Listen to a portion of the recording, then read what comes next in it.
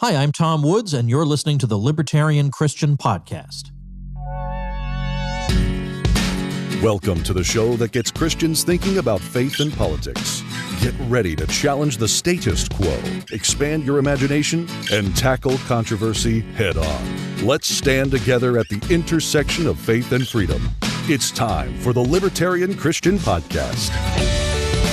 Welcome to another episode of the Libertarian Christian Podcast, a project of the Libertarian Christian Institute. I'm your host, Doug Stewart, and today we are going to talk about inequality and how it relates to human flourishing, or if there's any connection at all. So with us, I have Antony Davies, who is the Milton Friedman Distinguished Fellow at the Foundation of Economic Education and Professor of Economics at Duquesne University in Pittsburgh.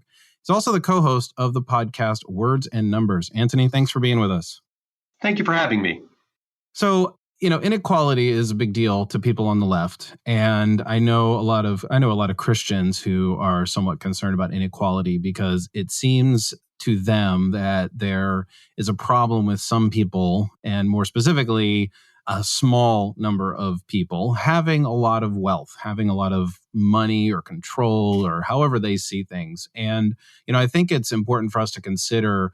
Maybe they have something to be worried about, and if they do, then what would be the things how would we address those problems? Or maybe there's no problems at all, and maybe it's just a matter of thinking about the matter more clearly. And I think an economist like yourself is somebody who's going to be able to help us sort of sort through some of the claims, some of the misconceptions about what it means to say that we have great inequality and so forth. So I think I'd want to start with one of the most common things that, I've heard a lot of economists start off with that describe the issues in understanding the whole frame is the difference between wealth inequality and income inequality, because those things often get thrown around as equals, or like as if it doesn't matter to people who care about inequality. They're like, well, it doesn't matter. It's just there's 5 people who own more wealth than everyone else or something. Yeah, and I think there's a third that we actually have to start at, and that's political inequality. Because in the founding documents, when the founders talk about all people are created equal, they mean it in this third sense of political equality. And what they mean by that is that no one of us has the right to rule over anyone else. In that sense, we are equal. So when people today use the word inequality, they tend not to mean it in that sense. They tend to mean, as you say, either income inequality or wealth inequality. And of course, the two are related. When I earn money, that's income. And if I save some of it, that becomes part of my wealth. So think of a bathtub. The water flowing in from the spigot is income.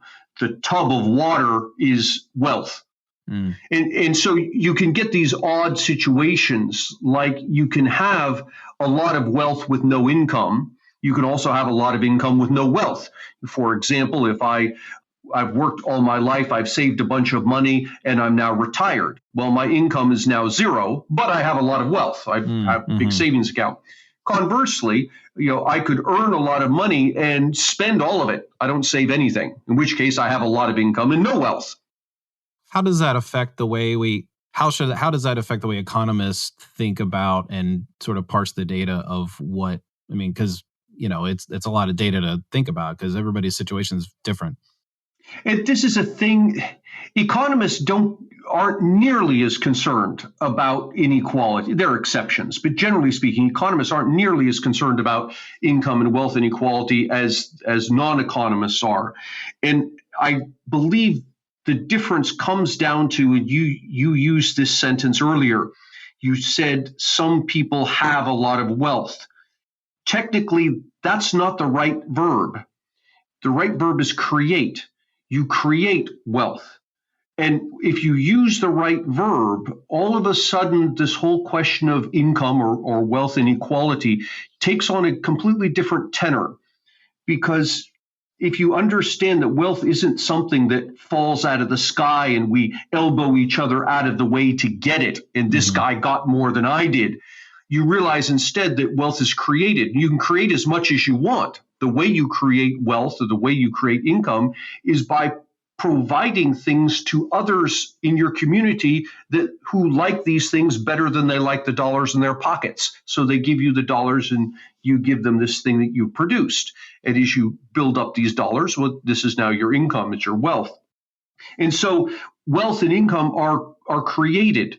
And if you use the right verb, your sentence now reads something like this: 10% of the people create 90% of the wealth. That has a very different feel to it than the way we normally say it, that 10% of the people have 90% of the wealth. Well, I really like how you take it that way, because I think the verb is there because there is something, there is an action happening here. And, you and I both know, and I think a lot of people know, that the wealth that has been created in the past 100 to 300 years has been exponential growth. We've seen the hockey stick chart of, the prosperity of the West, of the whole entire globe, actually. And so there is something that's been created there. Now, I don't know if that's a satisfactory answer to a lot of people who are on the left, because they see billionaires as, they see things from, maybe, and you can kind of comment on this. I guess my suspicion is that they see things in terms of the exploitation theory of labor, that billionaires are getting rich off the backs of people who are maybe not poor people, but like they're the average Joe is, doing backbreaking labor, or just labor that they're slightly underpaid or even really underpaid. And they don't have the right benefits. They don't have all the normal things that we would expect people to kind of have in a job. And the wealthy are getting wealthier on the backs of the poor. So that whole Marxist, labor theory. Do you think that might be why they calculate it that way? That's like, well, it doesn't matter how it's got, okay, fine, they've created it, but they did it off the backs of the poor people. Yeah, there are three problems here with this approach. That's not to say that throughout history, billionaires have never become billionaires on the backs of the poor. But when you're dealing in a free market environment, that is, nobody is holding a gun to your head saying you will do this, the likelihood of billionaires becoming billionaires on the backs of the poor falls to near zero. Instead, I suggest there are three other problems going on here that's fueling this observation. One is we have a tendency to look at dollars rather than goods and services. So I ask my students, how many of you has $1 billion? And of course, nobody raises their hands. But I say, how many of you have smartphones? Every single hand in the room goes up. Well, what's going on here? Steve Jobs and people like him became billionaires because they offered us something we liked better than our money. They offered us those smartphones. And we happily gave them our money in exchange for the smartphones. And so when all the dust settles, you look at the dollar bills and you see, Bill Gates, Steve Jobs sitting on piles of dollars, but we're completely ignoring the other half of the equation, which is the rest of us are sitting on all these cell phones. So currently in the United States, virtually 100% of people over the age 18 have smartphones. So if you want to make an argument, for example, that Steve Jobs, Bill Gates, they should give back half of their money. Okay, well, then that means the rest of us need to give back half of our cell phones, because that was the other half of the transaction. So this is one problem, is focusing on the dollars as opposed to focusing on the goods and services. Another problem is an observation bias. We only see the billionaires who were successful. We don't see the hundreds of times, perhaps thousands of times more entrepreneurs who were unsuccessful.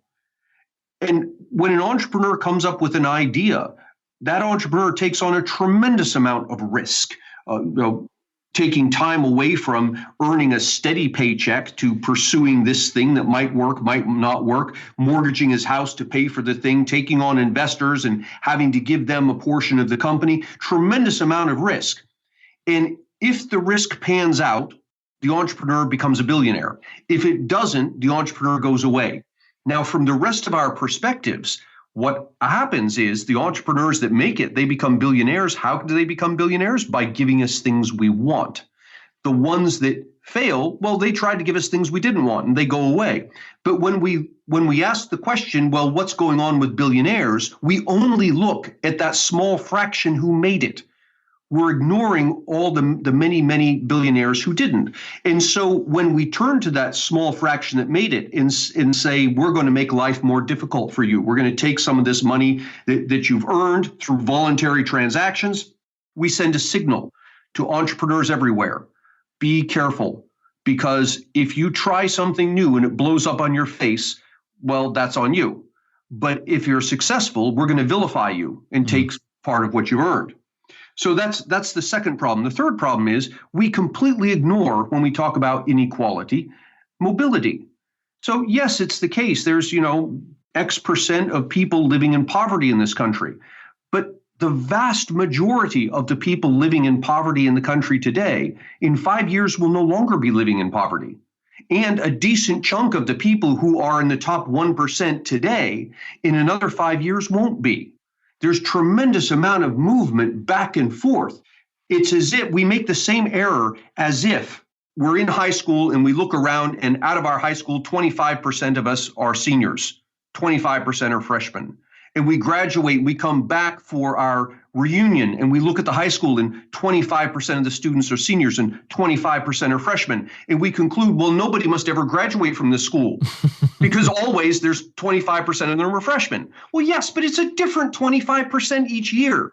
And income works the same way. It doesn't work that way for everybody, but for the vast majority of people, we all move through these quintiles. At some point, we're poor. At some other point, we're much better off. Yeah. Well, it reminds me, I think Thomas Sowell said it, that people don't live in quintiles. They have real lives. Yeah, yeah. What is your typical reaction to, just to stick on the exploitation theory of labor, just generally, how was Marx wrong there? Marx gets several things wrong. First off, Marx is not an economist. I've had people say to me, well, why don't you teach Marxian economics in your economics department? I said, well, because it's not economics. Marx was a philosopher who dabbled in economics, and he gets several very fundamental things wrong. One of the things he gets wrong is the idea that a thing has value because it has labor embodied in it. This is what's called the labor theory of value. So if I spend an hour baking a mud pie and an hour baking an apple pie, those two pies have the same value because they each represent an hour of my labor. And the fact is, if the labor theory of value were correct, economies themselves wouldn't exist because no one would have an incentive to engage in any kind of exchange. Instead, what drives value is a subjective valuation. That is, the apple pie has some value to me. And we exchange precisely because the apple pie that I make has some value to me, and the apple pie that I make has some value to you. And if you value the apple pie more than I do, you'll be willing to give me money for it. And I'll be happy to take the money. And we both walk away better off.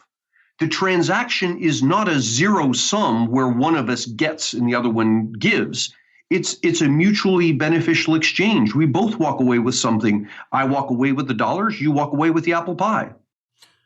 So then what would be your response to, so the exploitation thing with respect to employment, okay? So, people will say, well, Amazon workers aren't really mistreated because they're not leaving, because they've identified that for them, it's the best option they have. So I could imagine that Amazon, and again, I don't want to pick on Amazon. I love Amazon.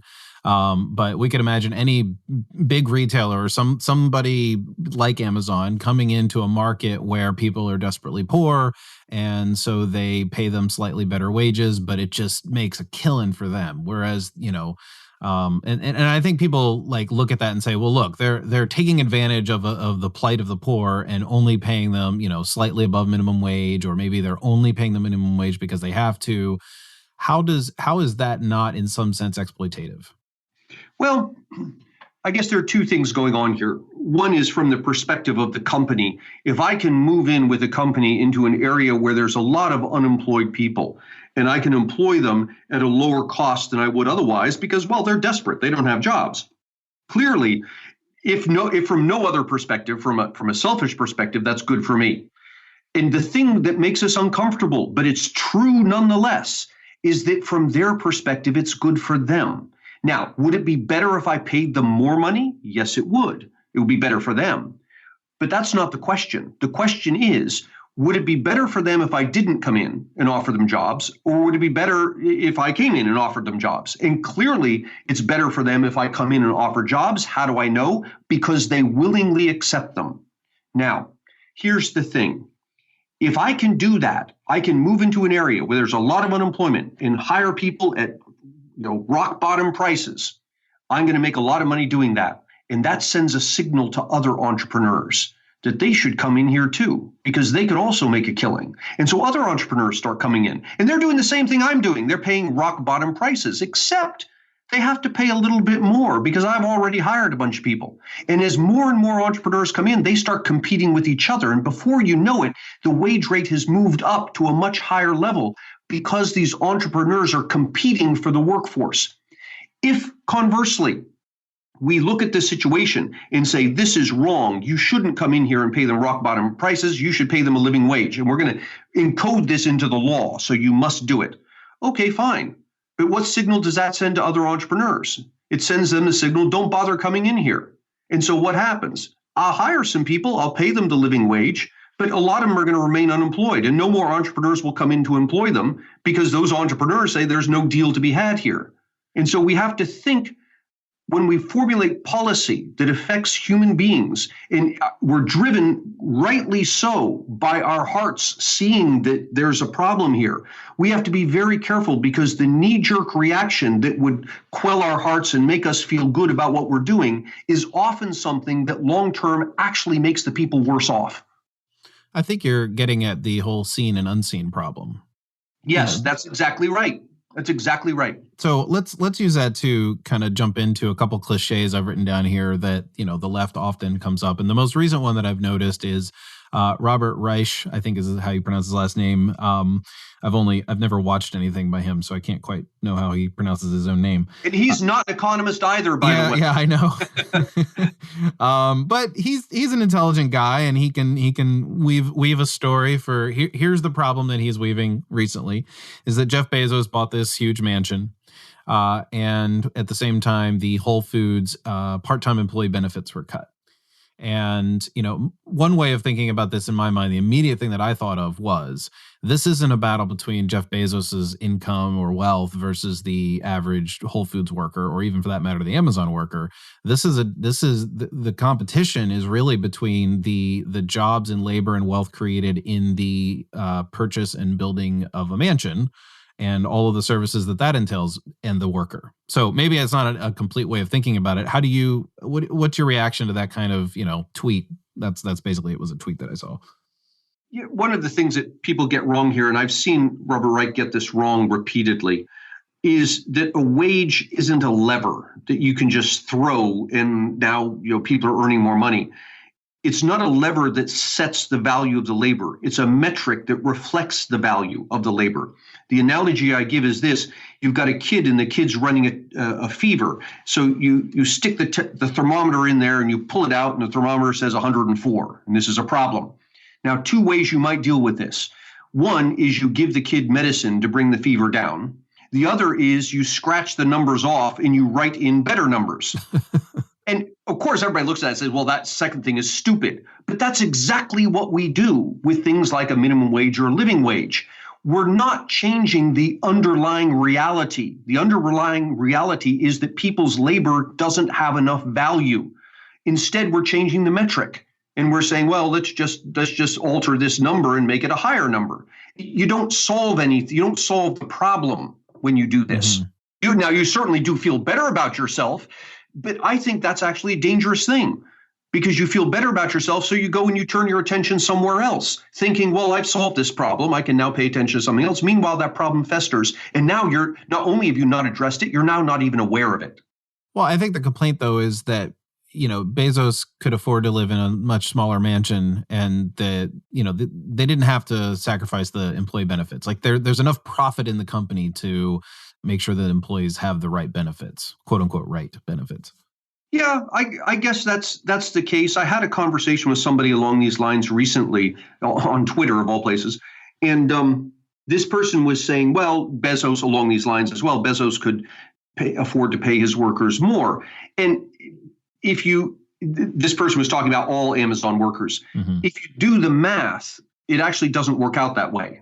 Amazon has so many workers that you could cut Bezos' salary to zero, divide it up amongst all the Amazon workers, and each one would get a fraction of a penny more per hour. Conversely, however, if you were to charge each person who buys off of Amazon an extra $2 and then pooled those $2 and gave them to the workers could all earn above $15 an hour. And so I said this to the person, and the person said in response, "No, I'm happy with Amazon. I don't want to pay more." And notice the problem here. The cost should not be borne by him. Yeah, here's a problem, and I want to force somebody else to deal with it, but I'm not willing to pay for it myself. Well, if the person's not willing to pay for it, why should we? If we're all equal in a political sense, why is it that this person should be allowed to force Bezos to pay it when this person is not willing to pay it? Yeah.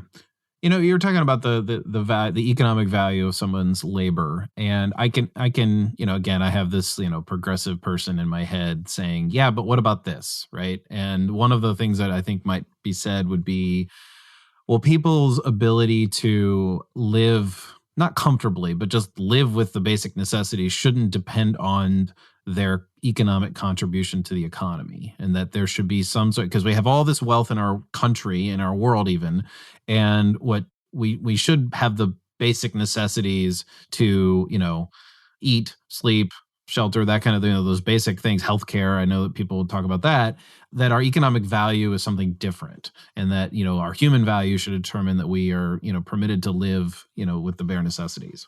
Yeah, and the problem with that is bare necessities is a fluid concept, because we say things like this in the United States, and there are certain things people should earn a living wage, and there are certain things that everyone should have, regardless of how much you contribute. And the problem with that is we have become so ungodly rich in this country, we have lost sight of what real poverty is. So take, for example, a worker earning $7.25 an hour in the United States, working full time. We look at that and say, well, this is horrible poverty, $7.25 an hour, full time work. And yet, if you look at planet Earth and you adjust for differences in costs of living across countries, that's a middle class income. Quite literally, what we call poverty, the rest of the world calls middle class. That's how rich we have become. Mm-hmm. In fact, and you can make this comparison not just across countries, but across time.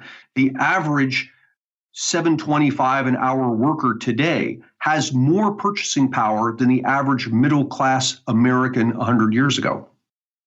And so, should it be the case? Should it be the case that everyone should have basic necessities?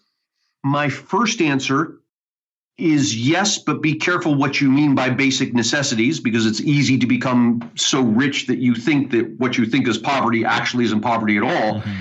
But my second answer is, yeah, we do have an obligation. We have an obligation, those of us who have more, to care for those who have less. But it's a moral obligation. It's not a legal obligation. And government is not a force of morality. It's a force of legalism. To fulfill a moral obligation requires free will. If I do not have free will, there is no moral component. And when we have the government come in and say, okay, we're going to take this money from this guy and give it to that guy, the free will is gone. You're no longer behaving morally. At best, you're behaving amorally. Well, I think that's a good segue into kind of my next question here. There's a popular phrase from the Christian left that budgets are moral documents. And, what they do is they look at a budget proposed by a president or even, members of Congress. Well, I guess the president makes a budget, or whatever's passed. They say, look, they cut funding for this, thing we should tug at our hearts. And they gave tax cuts to people like Jeff Bezos. And so in the storytelling there, it's basically, well, Jeff Bezos gets a big tax break and any other wealthy person. And all these other these teachers and their special, the special needs programs or whatever it is, they've just got their funding cut. So how can we think of that big picture? Because there's clearly more going on there. First off, I really dislike the phrase moral document. That has no meaning whatsoever, right? It sounds really nice. And so, our hearts all go aflutter when we hear it. It has no meaning. Moral action can only be undertaken individually. Moral action cannot be undertaken collectively. Because if we take a vote and 51% of us say we should do X for moral reasons, the other 49% are going to be forced to do X, and therefore the moral factor is now gone because the morality requires free will. Now we can say things, and I agree 100% that people should be treated equally. If we're going to tax this guy at pick a number, 20% of his income, we should tax the other guy at 20% of his income. That I have no problem with. What I do have a problem with is it sounded like you were hinting at later, which is it's not right that Bezos should have tax cuts, tax breaks that other people don't have, but teachers should have tax breaks that other people don't have. Well, now that's no longer pursuing a principle of equality. It's now simply that you believe that your preferred people should get tax breaks versus my preferred people. If we want to talk about a moral tax structure, it's a tax structure that reflects the fact that none of us has the right to rule over anyone else. And so to the extent that we tax, everyone should be taxed exactly the same.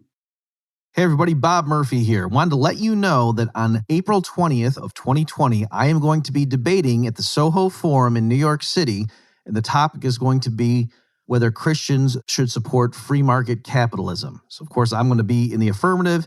My opponent, Tony Campola, is going to be in the negative. If you're interested, I encourage you to get tickets sooner rather than later. Go to libertarianchristians.com/debate and use the promo code LCI25, all lowercase, in order to get 25% off the ticket price. So again, that's libertarianchristians.com/debate. Use promo code LCI25, all lowercase. Hope to see you there. Okay, so that leads to the next thing. It's like, well, the wealthy don't pay their fair share, which, again, the word fair share probably has, multiple meanings that no one has really completely defined, because depending on how you cut the math, they pay an exorbitant amount of their fair share that, possibly, I don't know about your situation, but you and I don't pay. Jeff Bezos pays way more than you and I do, I think. So what are this whole, the wealthy need to pay their fair share mantra? I've heard this it's been decades and decades. Yeah, this is another phrase I really dislike, the fair share thing. And the reason I dislike it is because no one, in my experience, who has advocated for the rich to pay their fair share is prepared to tell me what that fair share is. And if you're not prepared to put a number to it, then really what you mean is they should pay more. And there's no end to that. No matter how much they pay, they could always pay more. So my first question is, if someone believes that the rich should pay their fair share, tell me what that fair share is. Oh, I know what it is. It's just a little bit more. It's just a little bit more. Right. It never ends. Now, I've asked my students this repeatedly over the course of a decade. Tell me, let's talk about the top 1%, let's talk about middle income Americans, and let's talk about the poorest 20%. What do you think a fair share is? And when I talk about fair share, I make it very easy. I say, let's take all of their income from all sources. It doesn't matter whether it's capital gains or wages or whatever. Take it all and give me no deductions, no exemptions, just some X percentage. What percentage of that pile of money should they pay? And of course, the numbers vary, but there's an interesting pattern. Consistently, students come in at around 20 to 30% for the top 1%. 20% to 30% of all of their money they should pay. For middle income Americans, they consistently come in around 10 to 15%. And for the poorest Americans, they come in around 0 to 5%. So this is what people at a gut level tell me they believe is fair. Now, we can go to the actual numbers. Congressional Budget Office collects these figures. And if you take all of the money that people earn from all sources, interest, income, capital gains, inheritance, the whole thing, everything, put it together and ask the question, what fraction, after you've done your deductions and exemptions and write-offs and all of this, what fraction of that pile of money did you actually pay to the federal government? It turns out that the top 1% pay around 33% of their incomes to the federal government. Middle income Americans pay around 11%, and the poorest Americans pay around 5% to 10%, somewhere in that range. So the numbers start to look very similar to the things that right now that my students would say is fair, except that we've left out something. And what we've left out are transfers. That is, the federal government doesn't only take money from people, it also gives money to people. A large portion of it comes in the form of Social Security benefits. Some of it comes in the form of earned income tax credits. But if you account for these, we call them transfers, federal government giving money to people, it turns out that the top 40% of Americans are net payers. The bottom 60% actually receive back from the federal government more than they paid in the first place. So the net tax rate for middle income Americans is somewhere around -3%. And for the poorest Americans, it's like -50%. And this leads to this other thing that people say is, well, tax cuts are tax cuts for the rich. Yeah, our federal tax code has become so progressive that by definition, pretty much every tax cut is a tax cut for the rich, because on average, that's the only people who are paying. Well, and that's also not to ignore that people are paying, other taxes, but we're talking about strictly, in this case, income tax, right? No. I'm counting income, any tax paid to the federal government, income tax, payroll tax, capital gains tax. Now, it does. Well, what I mean, like the average person is still paying Social Security tax and they're not getting that back immediately. Like they're not getting that back on their returns. No, that's correct. You get it back later. Right. Okay. But it does not count. For example, sales taxes, state and local taxes, property taxes, those things aren't included. And of course, they vary by state. Okay. So then explain why Amazon didn't pay any income taxes as a company in, I think it was 2018, because it was last year that this kind of came out, that in 2018, they didn't pay any income taxes. They made all this money and didn't pay any income taxes. And I'm not arguing with you. I don't know how to explain this to people. Yeah, Bernie loves to talk about this. That they paid no income tax. And he says this, and he points to Amazon like Amazon is a problem. Well, the amount of tax that Amazon paid is a result of the tax code, which Bernie and his colleagues wrote, right? So if there's a problem here, he needs to be looking in his own house. Yeah. But nonetheless, now it is the case that Amazon paid no income tax. There were other taxes they did pay. In fact, in total, Amazon paid that same year over $1 billion in taxes. They paid no income tax because Congress wrote the tax law to encourage companies to invest. And so it said to companies, look, if you invest a bunch of money in creating new jobs, you can take the expense here and write it off over future years, which is what Amazon did. So, this business about Amazon opening new offices in New York City or Washington or wherever it is they ended up opening them, they're opening those offices, spending a tremendous amount of money opening these new offices, creating whatever it was. I think it was 50,000 jobs they're creating in response to the very tax law that Bernie Sanders is now decrying. Okay, so at some point, if Amazon stops investing more and more under this encouragement, like maybe there's a plateau in their business plan, they will end up paying the taxes. Oh yeah, it's not that the law is not that they just get to pay no taxes forever. They get to write off the cost of that investment over against future years' profits. So once they have written off the cost of that investment, then they're back on paying taxes the same as everybody else. But the whole point is Congress wrote the tax code specifically like that to encourage companies to do what Amazon subsequently did, which is to invest in creating new jobs. Okay, so the trade-off is that all these new jobs that were created could have not been created, and Amazon would pay more money to the federal government. That would be the situation. Okay. All right. So let's talk a little bit about wealth and just sort of the moral way in which we think about things. I mean, I jokingly inserted there that, what's the right amount of fair share? And I just kind of inserted, say, well, just a little bit more. And that is presumably, I think, what Rockefeller said when someone said, well, how much wealth is enough? And he was like, well, just a little bit more. And I think a lot of people have a sense in which we want to make a judgment on other people like Jeff Bezos, or even for that matter, people like Bernie Sanders, who earned his a few million bucks or whatever amount of wealth he has because of his book, but because of his own labor. We want to say, well, no one needs that much. No one needs however many billions that Jeff Bezos is worth. No, Steve Jobs didn't need what he was worth, or Tim Cook, or any of these people. And so, how do we make a moral judgment? I mean, I don't know. I guess the question here for you is, what's going on there economically when someone is quote unquote worth that amount of money? Well, there's two things going on here. The first one is a warning that, we can say, well, nobody needs that much money. Okay, well, let's stop and think a moment. We are amongst the richest people in human history, living in the richest country on the planet in human history.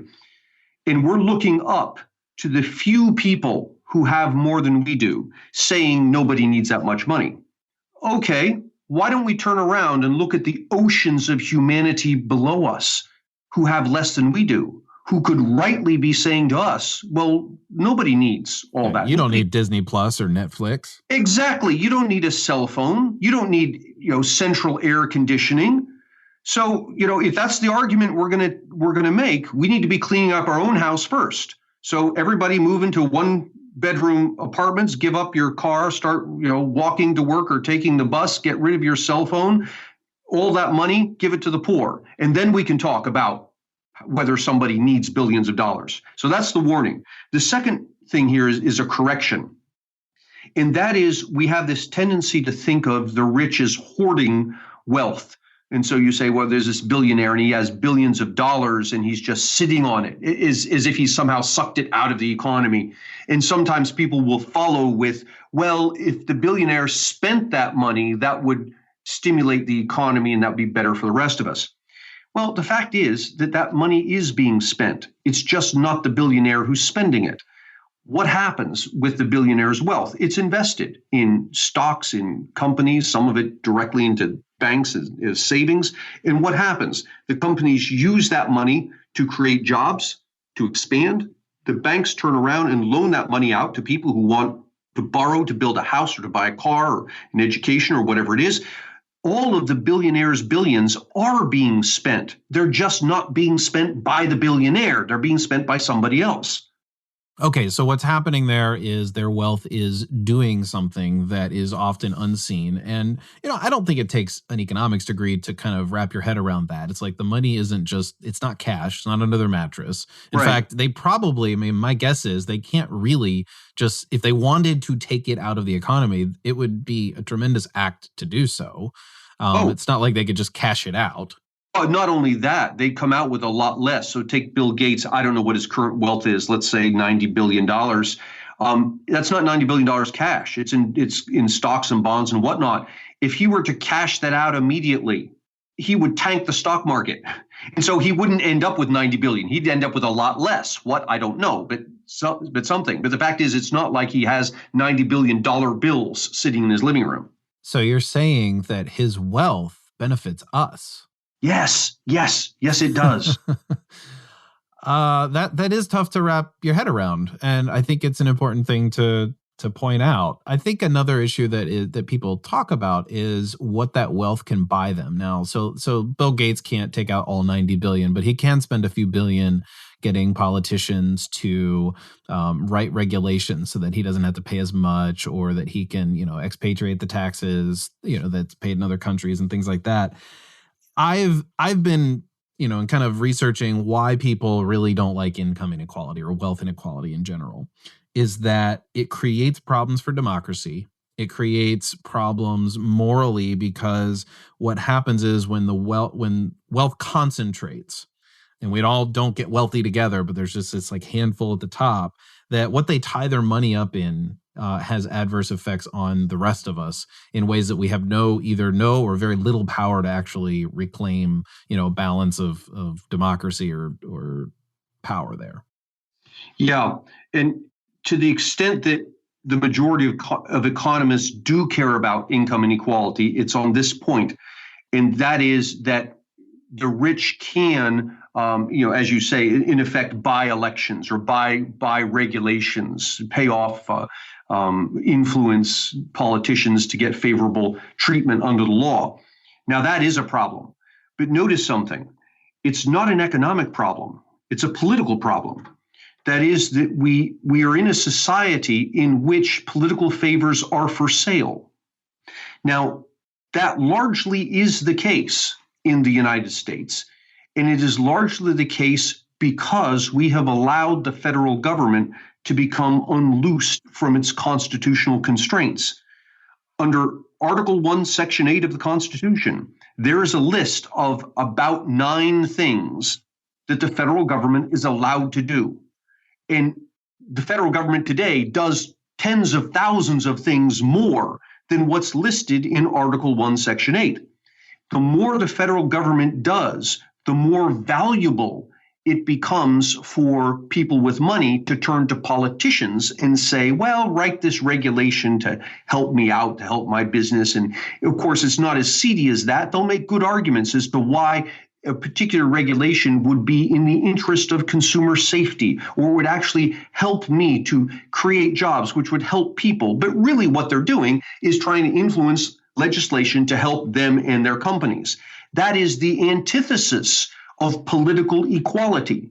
And that's the root problem. It's not an economic inequality. That's the symptom of the disease. The disease is the political inequality. So with the political inequality angle, I agree with you. At the same time, I wonder, well, how much of a state of society this problem really is, or is it really just a problem with our particular setup of an arrangement of laws? Like, in other words, in any particular society, there's going to be the concentration of wealth, and we have to keep that wealth from purchasing power, and that it's always going to be possible for that to happen. So therefore, we shouldn't let the wealth happen in the first place. That's kind of the argument I've heard from people.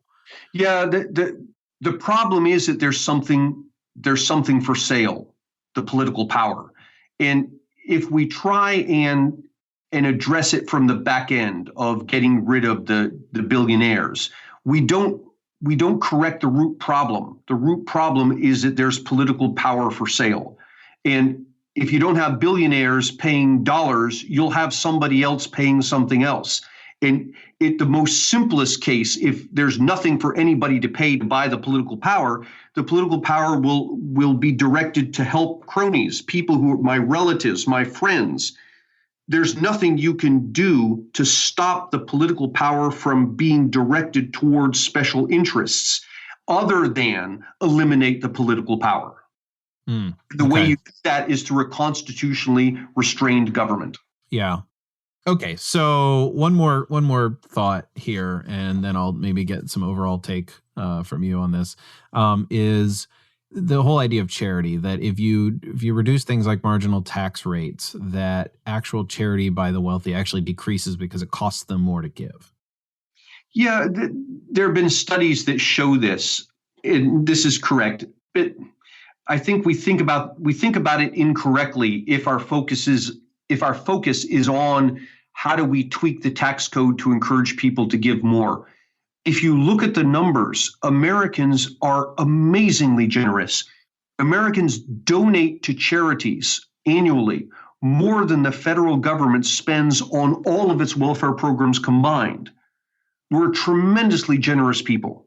And that's where, particularly from a Christian perspective, when you talk about helping the poor, that's where it needs to happen. It's not something that should be rooted through government.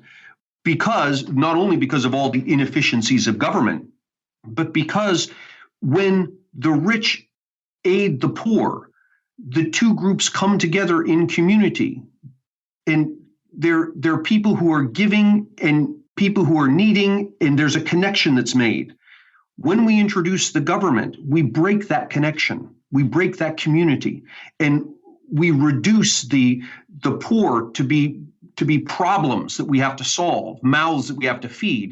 And we dehumanize the rich by making them pockets to be picked for doing what we want to do.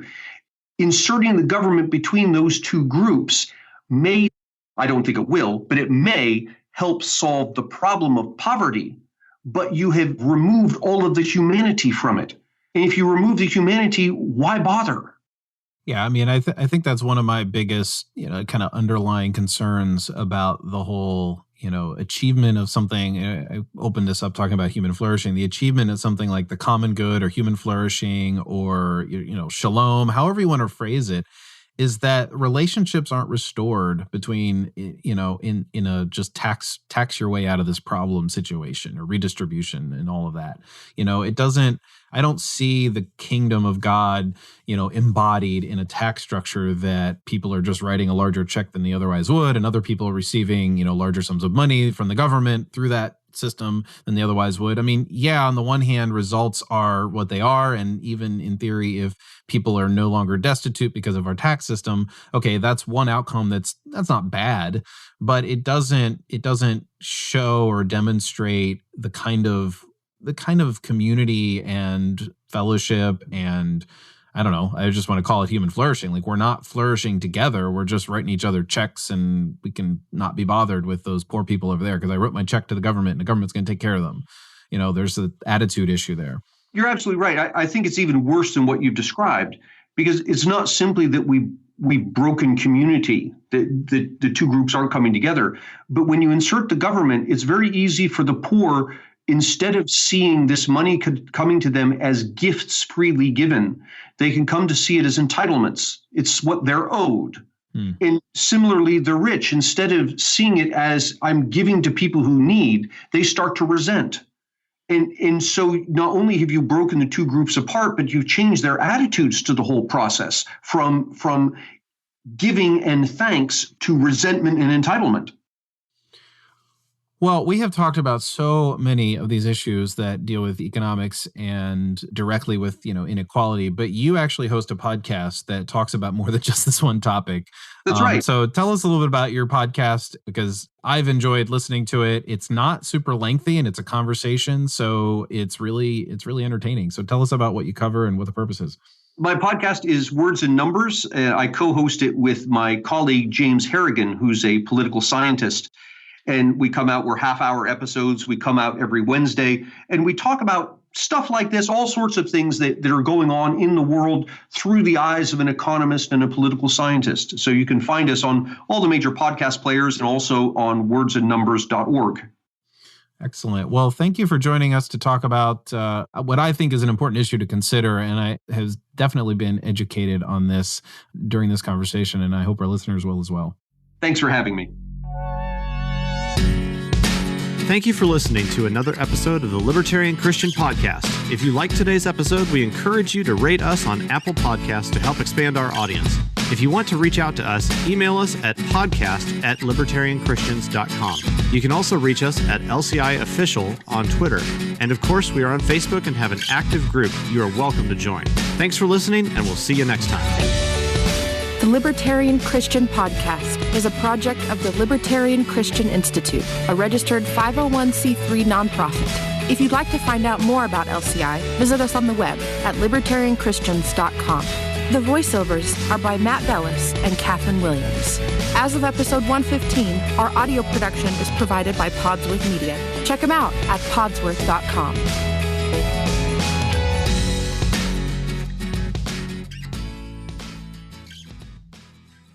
Hey, podcast listeners. Since you like listening to audio content, we wanted to let you know about a new audiobook titled Called to Freedom: Why You Can Be Christian and Libertarian. It's read by me, Jacqueline Isaacs, one of the contributing authors of the book, and every download helps to support the Libertarian Christian Institute.